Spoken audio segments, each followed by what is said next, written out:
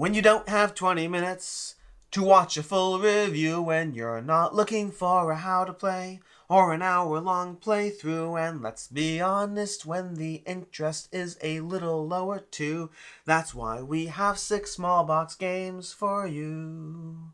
Hey, I'm Alex Radcliffe from Board Game Co., and this is one of my 6 small box game review videos. I'll be going over these 6 small box games, telling you my brief thoughts and opinions on them, as well as a score. These are perfectly balanced, as all things should be. We have 2 2.5s, 2 3s, and 2 3.5s, all out of 5 for context. Those are all scores out of 5 that we'll be going through today, and I'm going to do this in no particular order. Sometimes I do like least to highest rated, but today we're going to start off with First Class Letters. First Class Letters is a small box game from Gamehead. They just came out with a line of a bunch of small box games. I'll be going through these one at a time. I think I covered one of them already. I don't know. I'll have thoughts and opinions for all of them for you. But First Class Letters, this is the first one over here that we'll be covering. This is a mail truck is driving too fast. You're basically going to be rolling dice that are going to give you the letters, and then you have to try to come up with words utilizing those letters, but also any other letters that you choose. There are some more restrictions because every other round is going to be a letter that you have to start with, and then to make it even more complicated, you have to go in ascending order, alphabetical order, not in the words themselves,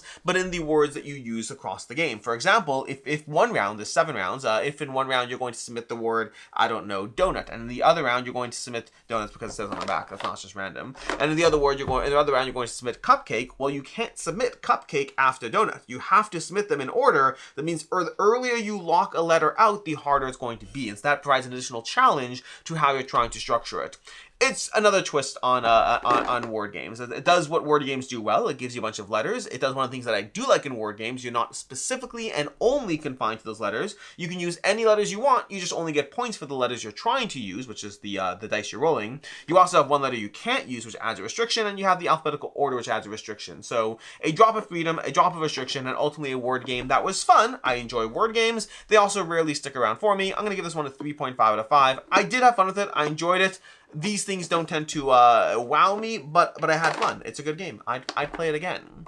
From there, let's move to a game that's not even a game, really. This is a puzzle. This is Ingenious Single Player Travel Edition. It's not really Ingenious Single Player. It's just a puzzle that uses Ingenious pieces. So, like, if you like Ingenious, this has nothing to do with Ingenious. Nothing to do with, like, sure, it uses the colors, the pieces, but that's like saying, hey, if you like Superman, then do this Superman puzzle, which I guess people who like Superman probably would do the Superman puzzle, so maybe that's not the best analogy. This has the Ingenious pieces. It has nothing to do with actual Ingenious as far as the gameplay goes. You're trying to fit these onto the board. You have all these pieces, you have to utilize them all, and you're given certain small restrictions across the 200 puzzles that they give you. You're given certain restrictions on how to place things out, and then you have to make everything else fit in place. There's a dozen, like, apps, more than a dozen. There's dozens and dozens of apps that do this kind of thing. It's a restriction, and you have to try to make it all work. So if you like that kind of thing, which I do, you'll have fun with this. I had fun with this. I am giving it a 3 out of 5, and I wrestled with this one a little bit because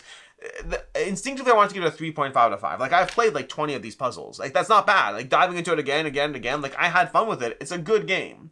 But it's also just a standard puzzle that I've played so many of them. I just happen to enjoy that kind of puzzle, and I don't think I'd seek this out as a board game. I think I prefer them as apps. It's just like, it's an easier distraction for when you want that kind of thing. But if you like specifically tactile versions of those puzzles, by all means get this. I just think there's a bajillion apps that do this but better, which is why I went down to a 3 out of 5. Honestly, just because if from a board game perspective, a little bit lower for me, and from a what's out there available perspective, a little bit lower for me, but I did enjoy it enough to play through like 20 puzzles and get a sense of how the game plays. So good and bad news on the Ingenious front, but a 3 out of 5 I'm going to end up with that.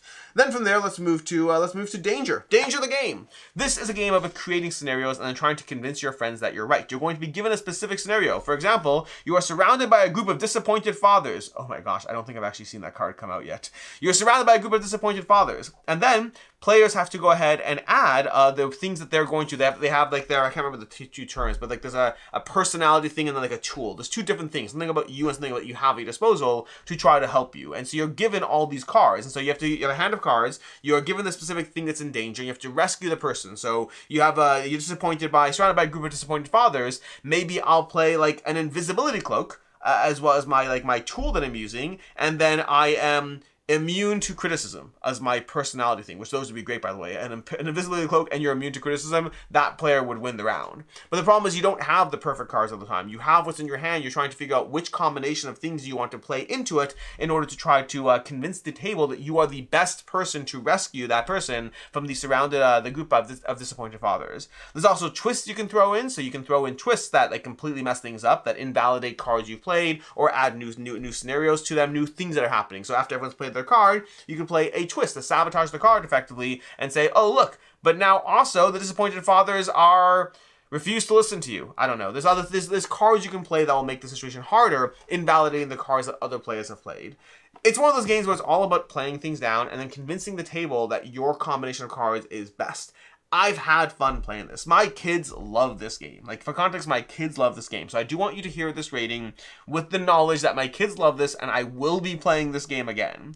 For me, this is a 2.5 out of 5. My personal enjoyment, I don't like this style of game where I have to rely on a whole lot of convincing and arguing and just crazy situations and scenarios. That's not my preferred genre of party games. So my criticism of this game is not necessarily about this game. For games that do this kind of thing, this does well. For me personally, what I look for in games, this isn't my genre. But my kids love it, and I love my kids, so I will be playing this game again, even though I'm personally giving it a 2.5 out of 5.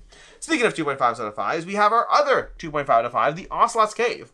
I was excited for this one. Well, not super excited for it. I didn't know it existed at first. But then I got a copy of this and I learned about it. And I was like, oh, that seems like a very fun, charming, simple game of trying to score pieces. Basically, you have this giant play map that's going to have pieces on every single intersection. And players are given these tools. You're given, 15 tools, but there's double-sided. There's things. You're given tools, 3 different types of tools. And so when you place tools down, eventually you're going to create a pairing of an intersection where any one of the pieces on the board has a line of sight from at least 3 different angles and 3 different tools. And you're doing that intentionally in order to get those gems, because there's gems on the board that are worth anywhere from 1 point to 7 points. Well, actually, some that are harder to get. 1 point to 7 points, generally speaking. There's other ones. But 1 point to 7 point are going to be the gems you're going to have access to. And so you're trying to figure out how to place something down in a way that gets you a gem and doesn't set your opponent up for a great move where they get a bunch of pieces. And you could get multiple pieces in a round. And you have your own little pet little moth or whatever it is. Each player has their own little pet that they can place on the board. And that gives you even more control and a little bit of a wild degree of control to it, and you can move it around the board to different sections of the cave as you go through it. All in all, it sounded very promising, but then playing it to me felt more like an exercise in how much brain power do I want to put into trying to track all of the 3,000 possible moves I could set you up for, and do I really care?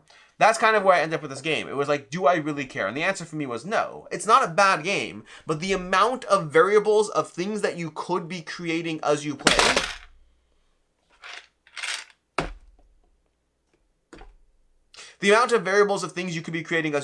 meant that I just wasn't invested in trying to play it optimally. I was like, I'm just going to take moves at this point. I don't care. Maybe that will let you get the 7. There's so many tokens on the board. What do I care? And you often have to look at the board. The amount of times that when I play this game, the amount of times that you have to look through, you have to look to see whether you got sight. The amount of times I played where after a player took their turn, the other player's like, didn't you get that piece too? They're like, oh yeah, I missed it. The visibility and tracking is hard. Now, I've played this game both in person and on Board Game Arena, for the record, and in person was much worse. Board Game Arena still has the problem where I just don't want to put in the effort required to maximize how well I play, but at least the certainty of all the pieces being gathered and no debate and no trying to track, so it removed a lot of that busyness work from you, but it still left me with the problem of I just didn't care. I didn't care enough to play optimally. So I'm coming in at a 2.5 out of 5, not because the game itself is bad, the game itself is totally fine, but it's a game where I know I'm not playing optimally and I just don't care to play better, and so it's not really a party game, it's a strategy game where I'm not invested in playing it well, and that's just not a game that I want to play. From there, we're going to take to Please Don't Burn My Village. Please Don't Burn My Village by Fireside Games is a game of stock taking, sort of. There's 3 core actions you can do in this game. You can simply take a card, just take a card from the top of the deck.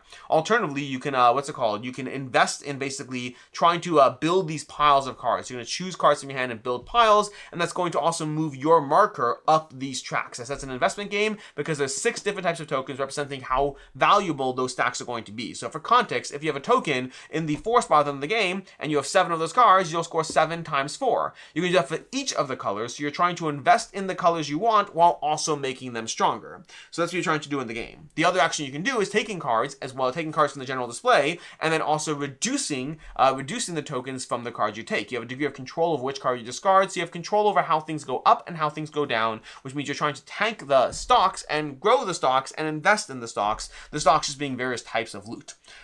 The game concept is kind of fun, the general concept of it. The problem is it's way too chaotic. First of all, the box says 2 to 5 players. This is not a 2-player game. I don't know. Playing this as a two-player game is just an exercise in how annoying of an experience it can be. So that's my first opinion to start with. I just think the way the game's set up, it's a stock-taking game. Like, half the fun in a stock-taking game is kind of trying to not go too hard in one thing, but to look at other players and be like, well, you're going for red, you're going for green. I'm going to balance those things so that your work will help me as well. There's lots of things like that, and those things shine at higher player counts. Honestly, not even 3, 4 to 5 would be better, but 3 at least adds that opportunity. 2 players doesn't. So that's just a little note of personal opinion of this style of game. Doesn't work at 2 players. Outside of that, I just think the speed at which how fast things can move in this game meant this was more of a chaos game of how much can I screw you in playing the game, and it felt like almost like that the screwage was intentional, leading into the almost fun vibes of it as opposed to the strategic vibes, which is fine, but I just don't think the rest of the game felt that way. I felt like the game was designed as a light strategy game, and the screwage was designed as a let's just have fun with how crazy things can be. And so for me, it's not a bad game, but I'm coming in at a 3 out of 5. And then lastly, we have Paper World over here. Paper World from Pandasaurus Games. First of all, absolutely charming double-layered box over here, like there's actual layers to the box. But this one basically has you placing down cards, and you're trying to create stacks of ascending cards. So what you're going to do is you're going to select cards, and every given turn, you can add cards to your hand by taking all the same number or all the same color. Similarly, your turn could be playing cards onto your board by playing all the same number or all the same color. The problem is you have to build your piles up sequentially. So if you're building up a blue pile, you're going to be building 1, 2, 3, 4, 5. You can't skip, except for the parts where you can, because once per turn, you can discard a card in order to skip. The problem is discarded cards cost you points. Alternatively, if you have the scissors, because some cards will give you the scissors, then you can skip once per turn just utilizing that. And so there's a degree of strategy over what you take, what you play, how you skip, as well as the completed objectives over here. You have objectives that are going to be in play that give you a degree of variability to the experience you are having as you try to complete the objectives, which might be things like building out your corners, building a little L shape of a certain color, having a row of 3s, things like that as you play through the game. Ultimately, this one was by far the my favorite game on the table, I want to say. I'm going to be coming in at a 3.5 out of 5, but I do think even with it, not all 3.5s are the same. I think this is my favorite game from the games I'm covering today. It was fun. It was charming. There is a limit to what the experience is doing, which is why it's still a 3.5, but definitely check this one out. And also, by the way, I don't know all of these. I want to say Ocelot's Cave and Paper World are the ones that are available on Board Game Arena if you want to check those out. The rest of them are not, to the best of my knowledge. In any case, and until next time, let's do a wrap-up. Wrap-up over here. Wrap-up is Please Don't Burn My Village. Let's do an order of, I guess, least to most. Least to most, we have Sir Ocelot's Cave and Danger coming in at a 2.5 on both. Although, honestly, I think Sir Ocelot's Cave is the one that gets dinged more because that's the kind of game I should enjoy, versus Danger is just not my type of game. I'm just not the target audience for it, so it's not even its fault. Then we have Please Don't Burn My Village, as well as Ingenious coming in at a 3 out of 5 because, Ingenious, it's fun enough, but not particularly special. And Please Don't Remember My Village had fun moments, but also has some issues with the general structure of how it works. And then we have First Class Letters, which is fine, but it's a word game, so I've had fun, I've enjoyed it. It's a 3.5, but word games rarely stick around for me. And Paper World was the best of the bunch, coming in at a 3.5, but one with limitations. There's only so much that's really going on in this game. And Pandasaurus, they sometimes have these small box games that wow me. This was just an enjoyable good time. In any case, and until next time, I'm Alex Radcliffe from Board Game Co. I hope you found these small little six small box game reviews helpful. And as always, I hope you have a good one.